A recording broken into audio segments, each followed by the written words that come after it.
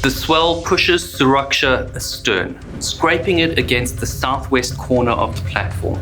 As it surges, the helideck at the bow slams into the gas risers, rupturing the pipework. A hissing sound screeches through the air as gas pours out on Mumbai High North platform.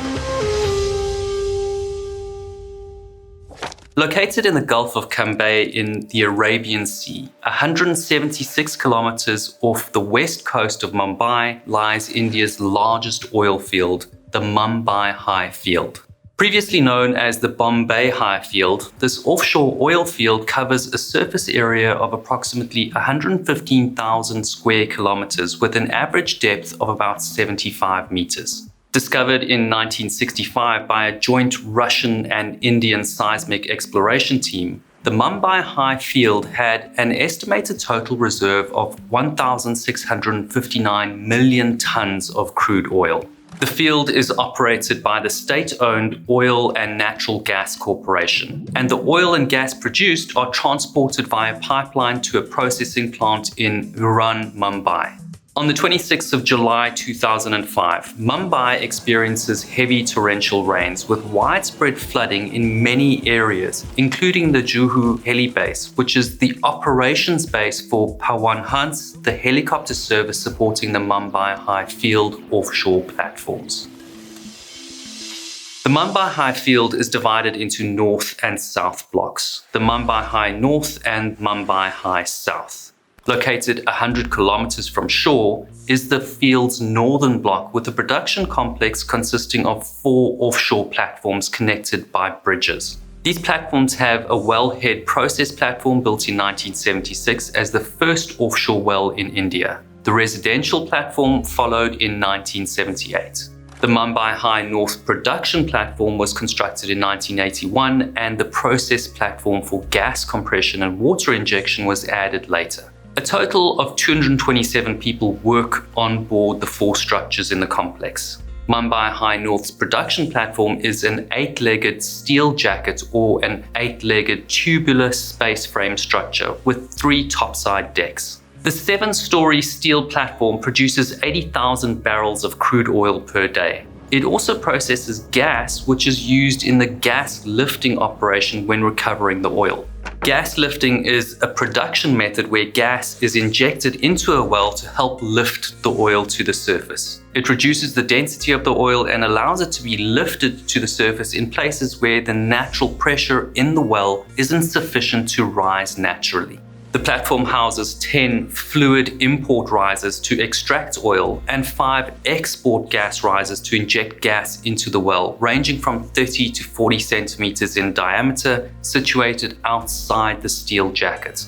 Risers are pipes into or out of the well going up to the platform. The oil is exported to the shore-based facilities via subsea pipelines. On the 27th of July, the weather conditions at Mumbai High North are turbulent in the monsoon season. High winds of 25 knots and currents of 2 knots are making the seas rough with 4 to 5 meter swell. Despite the weather, Samudra Suraksha, with 84 people on board, including 6 saturation divers, is completing a diving operation in the same field, but away from the Mumbai High North platform.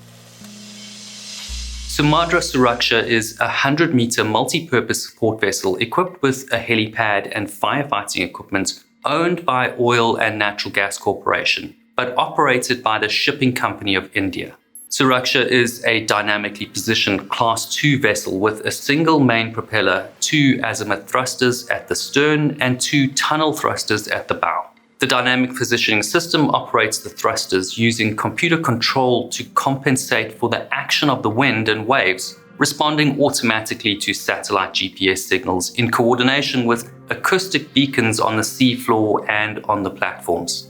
When needed, the system can be overridden and operated manually, controlling the thrusters individually using a lever control. It has individual throttle, rudder, and thruster controls. It's also possible to operate the thrusters directly using push buttons and bypassing the lever controls known as the emergency control.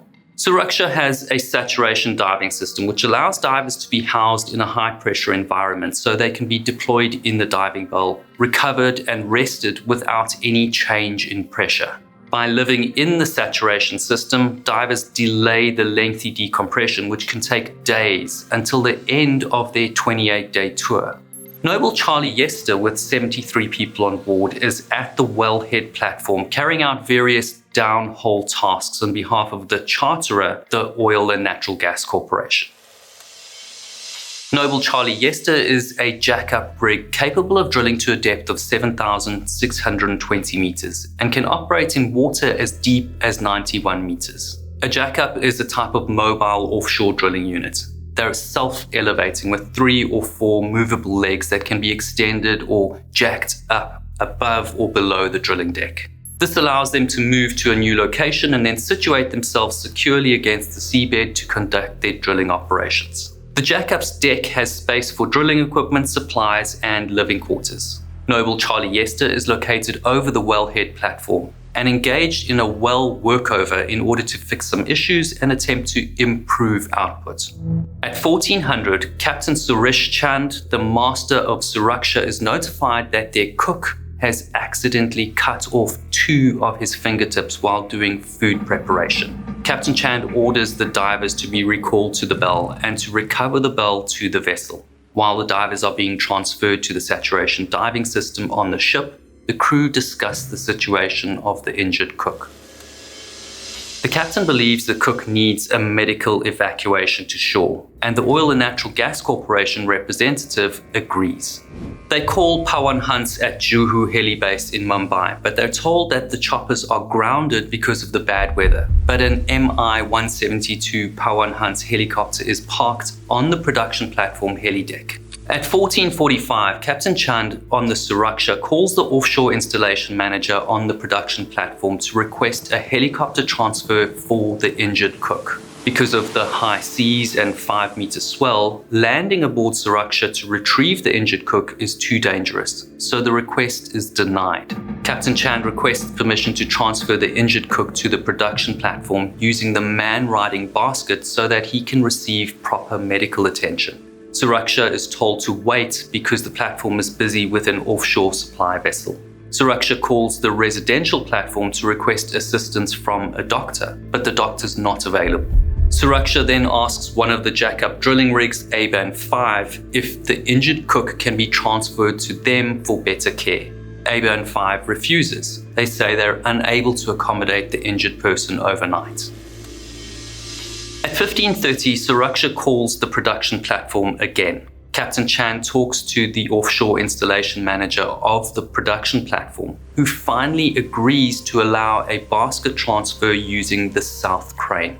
This is a more complicated operation because it's on the windward side or facing into the wind. This means that while the crane is hoisting the cook from Suraksha to the platform in a basket, the weather will be pushing Suraksha towards the rig in high wind and choppy seas. The leeward side crane at the back side of the platform, which is sheltered from the wind, is out of action with mechanical problems. The leeward side would be the favorable option since Suraksha would be pushed away from the platform rather than towards it.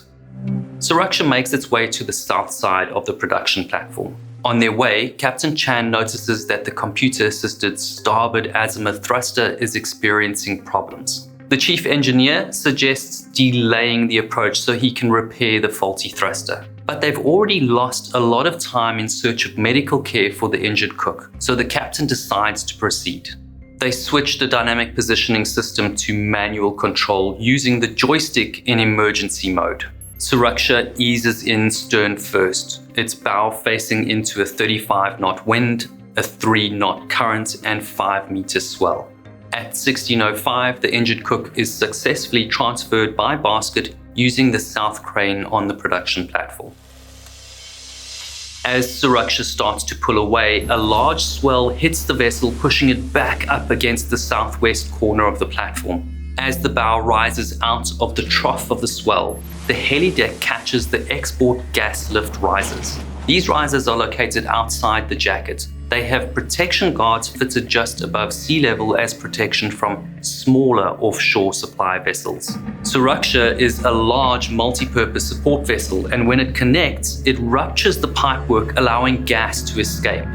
Crew on the platform hear a strong hissing sound as gas sprays out from the damaged risers, flashing over Suraksha's heli deck, hitting the bridge and igniting into a fireball that quickly engulfs Suraksha. A jet fire erupts from the risers as the high-pressure gas escapes and ignites. The fire spreads rapidly to the neighboring risers, which are close together and have no fire protection. There are 3 successive explosions as the fire escalates, ripping through the production platform and then to the accommodation platform.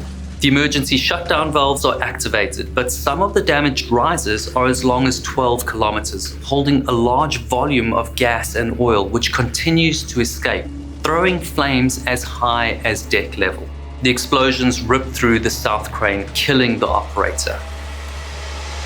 People run for their lives, even jumping into the rough sea as the flames engulf the platform.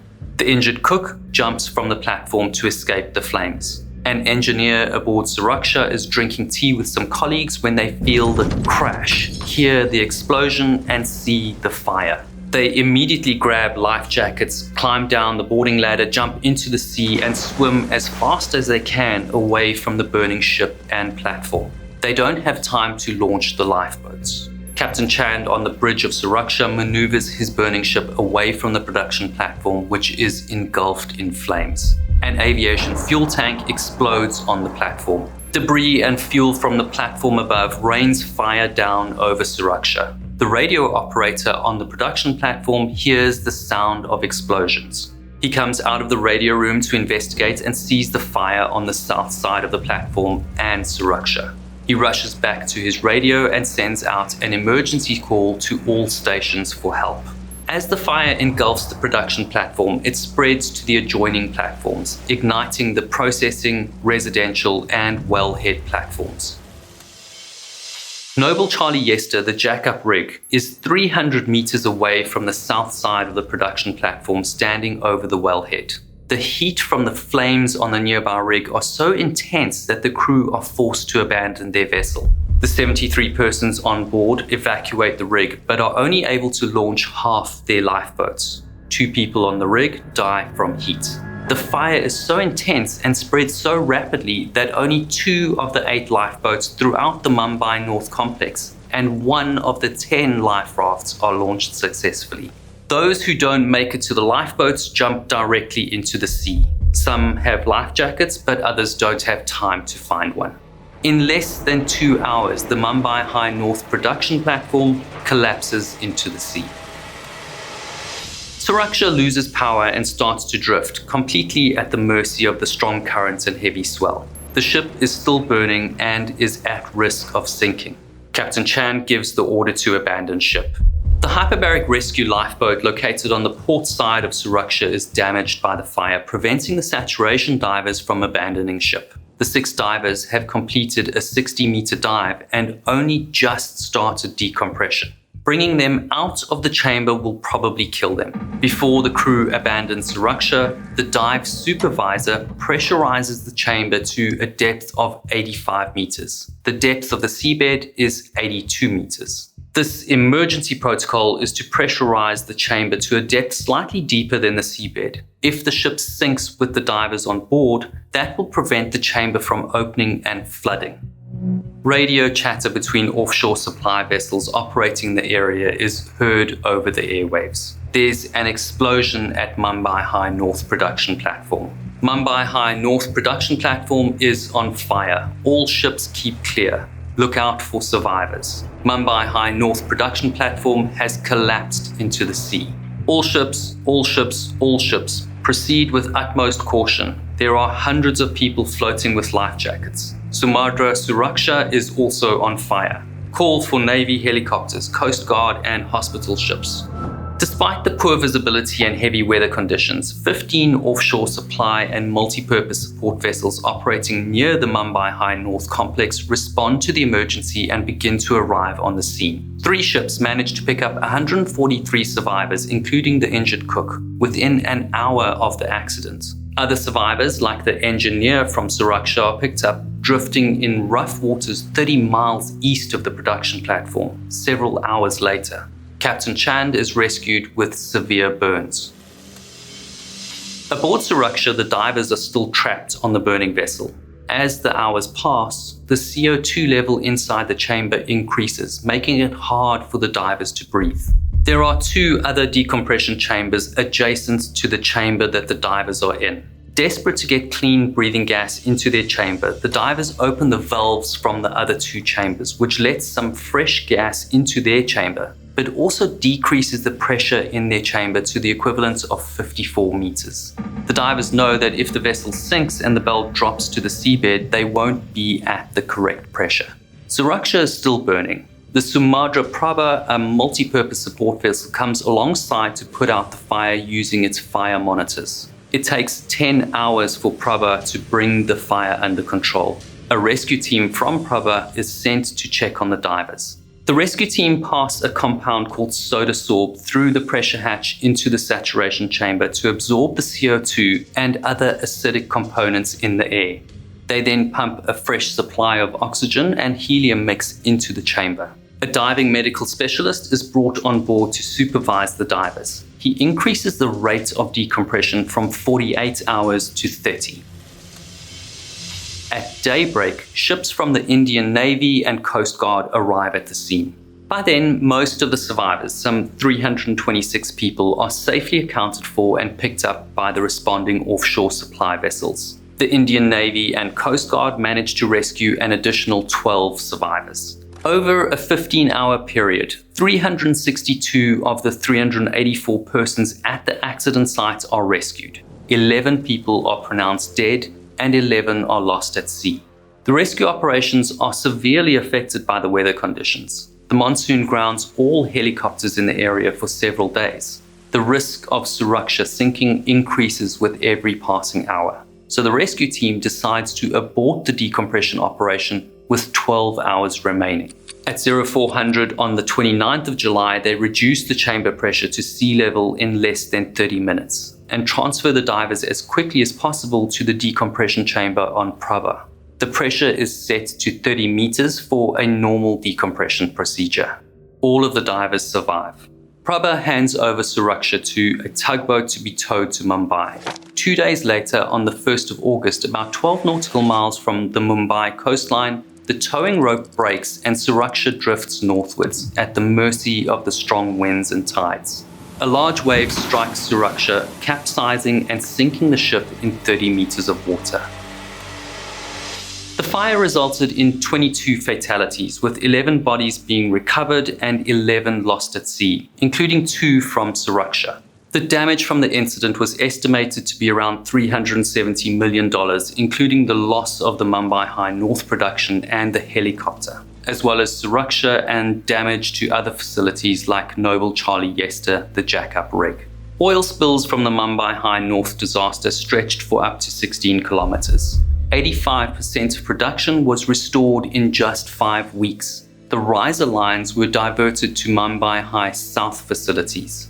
In 2006, Oil and Natural Gas Corporation spent $280 million to rebuild the platform and its extensions in the Mumbai High North field. No official investigation report has ever been issued publicly by either the Indian authorities nor Oil and Natural Gas Corporation. At the time of the Mumbai High North platform fire, India didn't have a governing body for offshore oil and gas operations. There were no standards or regulations other than the ones set by Oil and Natural Gas Corporation, the platform's operator. As a result of this incident, in 2008, India created a regulatory body to monitor and govern offshore oil and gas activities.